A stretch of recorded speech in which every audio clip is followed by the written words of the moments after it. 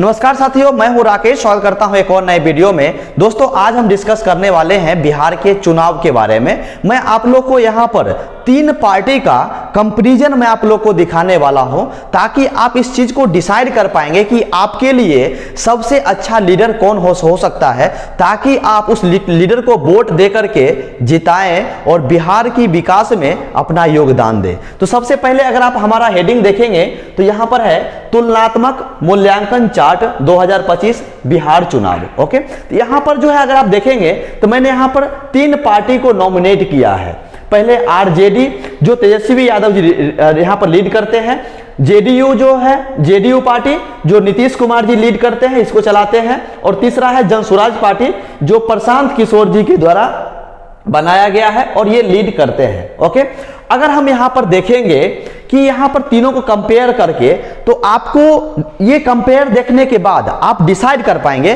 कि आपको जो है किस पार्टी को वोट देना चाहिए। ओके, तो देखिए यहां पर सबसे पहला पॉइंट हमने यहां पर रखा है विकास की सोच। कौन सा पार्टी रखते हैं, कितना % रखते हैं, लो है, मध्यम है या फिर एक्सीलेंट है, ज्यादा है।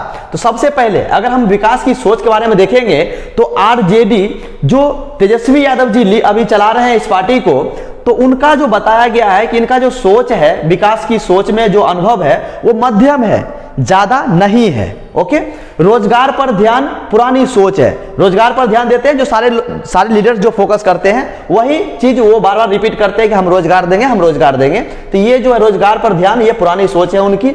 उसके बाद विकास की सोच अगर हम जेडीयू की तरफ से सोचेंगे, नीतीश कुमार की तरफ से, तो इनका भी कमजोर रहा है, क्योंकि ये पुराना मॉडल के आधार पर काम करते हैं, कोई नया दृष्टिकोण नहीं है उनका। ओके, लेकिन अगर हम विकास की सोच के कंपेयर करेंगे जनसुराज से, तो ये मजबूत स्थिति में है, क्योंकि ये जो है बिहार को किस प्रकार से आगे लेकर के जाना है, पलायन किस प्रकार से रोकना है, कृषि को मनरेगा से किस प्रकार से जोड़ना है, बिहार की उन्नति में हम किस प्रकार से योगदान दे सकते हैं, उनके ऊपर फोकस कर रहे हैं। तो इनकी सोच जो है मजबूत है, दीर्घकालीन बदलाव का विजन है इनके अंदर। उसके बाद काम करने की सोच, अगर क्षमता देखेंगे, दूसरा पॉइंट, काम करने की क्षमता किसके अंदर है, तो तेजस्वी यादव जी के बारे में बताया गया कि मध्यम है, ज्यादा एक्सीलेंट नहीं है, मध्यम है, कोशिश कर रहे हैं ये भी। ओके, उसके बाद जेडीयू के बारे में, नीतीश कुमार जी के बारे में बताया गया है कि मजबूत है, काम करने की क्षमता जो है मजबूत है, क्योंकि वो लंबे समय तक प्रशासनिक अनुभव में रहे हैं, क्योंकि लगभग जो है 20 साल इन्होंने गवर्नमेंट चलाया है, तो उनका जो अनुभव है लंबा है, मजबूत स्थिति में है। अगर जनसुराज को देखेंगे काम करने की क्षमता, तो अभी ये अज्ञात है, क्योंकि इन्होंने अपनी सरकार कहीं बनाए नहीं है, पहली बार वो लड़ रहे हैं चुनाव, तो अभी तक इनका अज्ञात यहां पर दिया गया है। अभी जमीन पर कुछ नहीं, क्योंकि उन्होंने कुछ काम अभी किया नहीं है, अपना गवर्नमेंट बनाए नहीं है, इसलिए अज्ञात है, ये अभी मालूम नहीं है। अगर तीसरा पॉइंट देखेंगे युवा और रोजगार फोकस, तो आरजेडी की तरफ से मजबूत बताया गया है, क्योंकि ये हमेशा युवा को लेकर के बात करते हैं कि हम 5 लाख रोजगार देंगे, 10 लाख रोजगार देंगे, 20 लाख रोजगार देंगे। जैसा कि अगर इस पॉइंट में देखेंगे तो यहां बताया कि 10 लाख नौकरी का वादा इन्होंने किया था।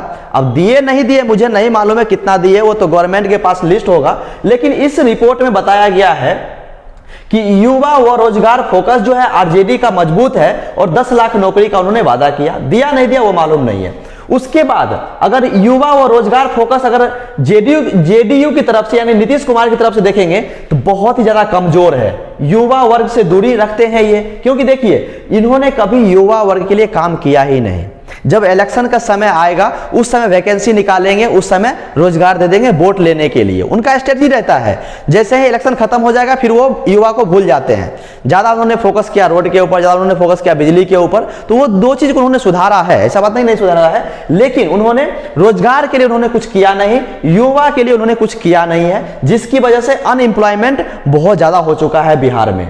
अगर हम यहां पर देखेंगे युवा व रोजगार की फोकस जनसुराज की तरफ से ये कितना है, किस स्थिति में है, तो ये बताया गया है इस रिपोर्ट में कि ये बहुत ही ज्यादा मजबूत स्थिति में है।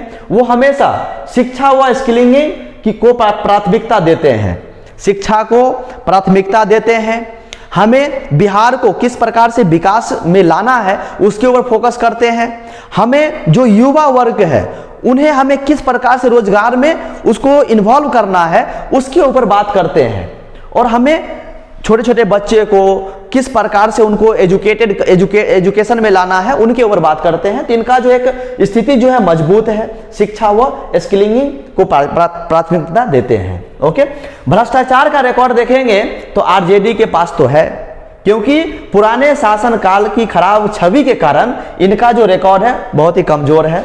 उसके बाद जेडीयू की तरफ से कंपेयर करेंगे तो इनका मध्यम बताया गया, मिला जुला रिकॉर्ड रहा है।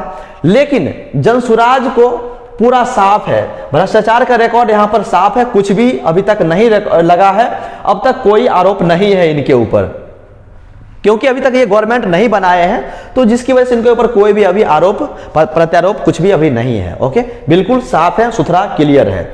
जातिवाद की राजनीति कौन करता है भाई? तो सबसे ज्यादा आरजेडी वाले करते हैं, अधिक बताया गया है।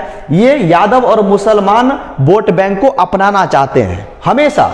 उसके बाद राजनीतिक जातिवादी राजनीतिक जेडीयू भी करते हैं। ये किसको, ये इनका ज्यादा मतलब अधिक नहीं है लेकिन मध्यम है, लेकिन ये भी करते हैं किसके ऊपर?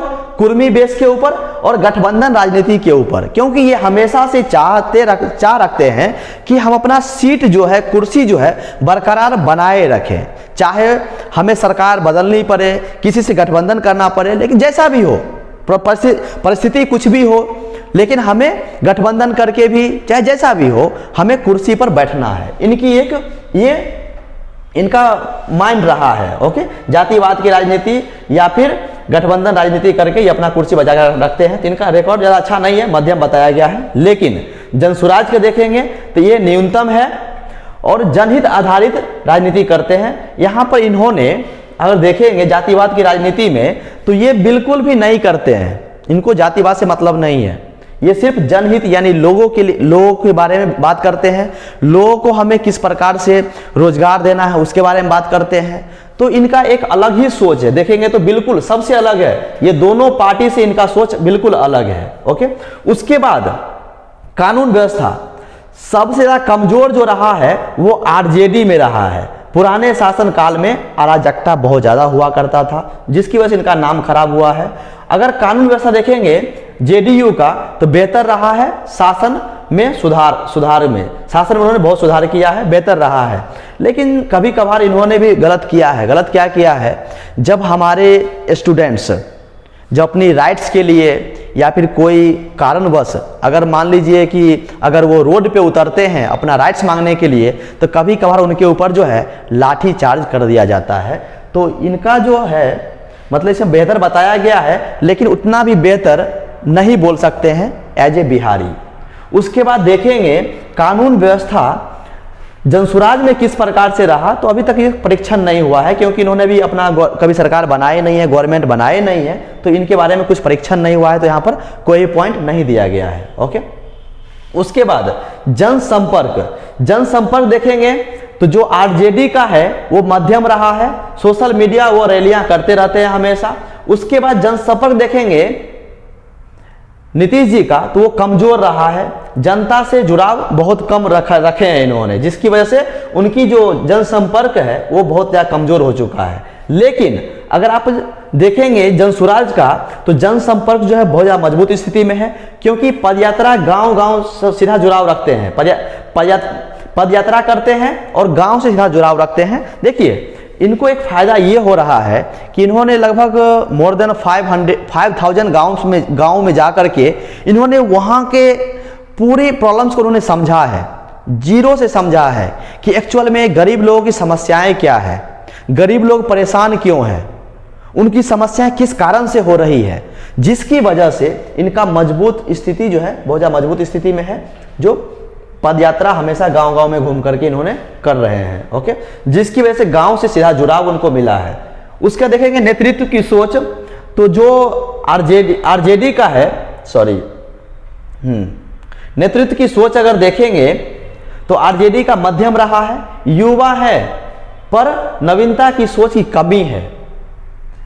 अगर हम देखेंगे नीतीश कुमार जी के तो इसमें इनका भी कमजोर है, थका हुआ नेतृत्व है, क्योंकि इनका एज हो गया, जिसकी वजह से ये प्रॉपर प्लानिंग नहीं कर पाते, प्रॉपर स्ट्रेटजी नहीं बना पा रहे हैं। अब देखिएगा इनके भाषण में तो मतलब बोलते बोलते लड़खड़ा भी जाते हैं, बोलने को कुछ बोल देते हैं, कुछ कभी कभार अपने पीएम जी का नाम भूल जाते हैं। तो ये सब अभी घटना घट रही है इनके साथ। लेकिन अगर आप देखेंगे जनसुराज का इनकी नई सोच है, डेटा आधारित योजना बनाते हैं। ओके, उसके बाद देखेंगे चुनावी अनुभव, तो भाई जो अपना तेजस्वी यादव जी का है बहुत अच्छा रहा है, कई बार सरकार भी बनाए हैं मिलजुल करके। नीतीश कुमार जी का देखेंगे तो उनका ही बहुत अच्छा रहा है, लंबे समय तक वो सीएम रहे हैं। लेकिन अगर देखेंगे जनसुराज का तो अभी तक चुनाव नहीं लड़ा है, लेकिन अनुभव की कोई कमी नहीं है। क्यों अनुभव की कमी नहीं है? क्योंकि देखिएगा तो बंगाल में जो ममता बनर्जी सीएम बनाए, मतलब अपनी पार्टी को जीत को लेकर के आई, उनमें इनका बहुत बड़ा योगदान था। देखिएगा आप पंजाब में तो इन्होंने बहुत सपोर्ट किया था, स्ट्रेटजी प्लानिंग करके इन्होंने ही दिया था। उसके बाद देखिएगा आंध्रा में तो प्लानिंग इनका ही था। उसका देखिएगा कुछ साल पहले अपने सीएम नीतीश कुमार जी के साथ इन्होंने एडवाइज़र बन के रहे हैं। उसके बाद देखिएगा 2014-15 में तो वो अपने पीएम जी के साथ, नरेंद्र मोदी जी के साथ में थे। तो इनकी मतलब पकड़ जो है, अनुभव जो है बहुत ज़्यादा है। ओके, ये प्लानिंग जो है बहुत बेहतर करते हैं, जिसकी वजह से उनको अच्छा रिजल्ट भी मिला है। हाँ, ऐसा नहीं है कि मतलब जितना प्लानिंग किया सब हो ही गया होगा, ऐसा नहीं है। लेकिन हाँ, इसमें से लगभग जो है 70% वो सक्सेसफुल रहे हैं। ओके, 2025 में कौन सीएम बनेगा, 2025 के लिए उपयोगिता कौन हो सकता है? तो भाई आरजेडी के लिए जो है लालू यादव जी के लिए मध्यम बताया गया है, क्योंकि पुराने लोग इनके विकल्प हैं, जो जातिवाद के ऊपर आधारित है, जो जाति को देख करके वोट देते हैं, वो इनका विकल्प हो सकते हैं। और जो अनएजुकेटेड लोग हैं इनके जाति के, वो इनको वोट दे सकते हैं। नीतीश कुमार जी के बारे में देखेंगे 2025 के लिए तो इनका भी रेशियो मध्यम बताया गया है। इस स्थिरता लेकिन जोश की कमी है, क्योंकि उनका शरीर जो है साथ नहीं दे रहा है। लेकिन जनसुराज के बारे में बात करेंगे तो यहाँ पर देखेंगे 2025 के लिए इनको ज़्यादा बताया जा रहा है कि हो सकता है अपनी सरकार भी बना ले, विचार अच्छा है, अनुभव की कोई कमी नहीं है, जिसकी वजह से ये अपना स्ट्रेटजी, अपना प्लानिंग किस प्रकार से करना है उस प्रकार से करते हैं और उस प्रकार से वो काम करते हैं, जिसकी वजह से बिहार की जनता, बिहार की युवा इनके साथ खड़े हैं। आने वाले भविष्य में देखना होगा किनकी सरकार बनती है। अभी से देखिएगा तो लगभग अक्टूबर, नवंबर या दिसंबर में, जो भी डेट अभी डिसाइड हुआ नहीं है, जब भी डिसाइड होगा तो मालूम चल जाएगा कि कब चुनाव होने वाला है। तो जो भी हमारे बिहार के भाई हैं, जो बिहार की माताएं हैं, जो बिहार के लोग हैं, जितने भी हैं, वो इस प्रकार जो है, आप किसी जाति को देख करके, आप किसी का फेस देख करके वोट ना करें। जो आपको लग रहा है कि हमें सुख सुविधा दे सकता है, हमारे बच्चों को रोजगार दे सकता है, हमें इस गरीबी से बाहर निकाल सकता है, वैसे व्यक्ति को वोट दें, ताकि आप विकास तो करेंगे ही और आपके साथ साथ हमारा बिहार भी विकास करेगा। तो दोस्तों आज के लिए बस इतना ही। थैंक यू सो मच, बहुत बहुत धन्यवाद।